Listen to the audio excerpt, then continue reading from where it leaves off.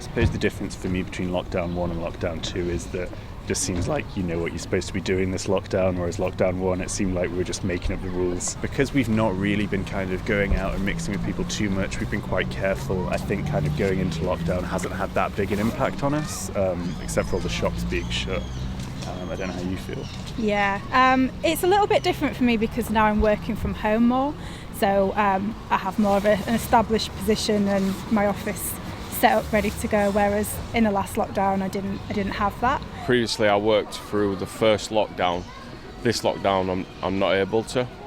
It is devastating the economy, and I believe that's the intentions all along from the government.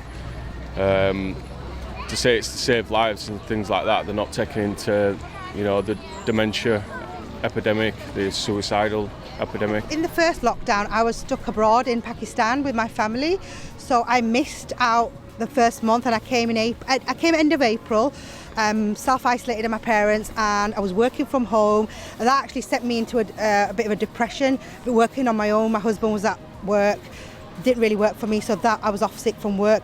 But I've been back at work for about 5 weeks now. We're into second lockdown. I personally don't feel we're in a second lockdown. I mean, if you have a look at the park, it is really, really busy. The car park's busy, people are busy, because Bojo with no mojo has said you can go to the park as many times as you want, so that's different from the first lockdown. It feels as if it's not quite as strict as before, and I'm really pleased that the government is sort of taking notice of people's mental health and letting them go out, and public toilets are open and things like that. So that's much better. I feel as if it's much more positive. The other thing, though, is that we don't seem to be so urgent about it.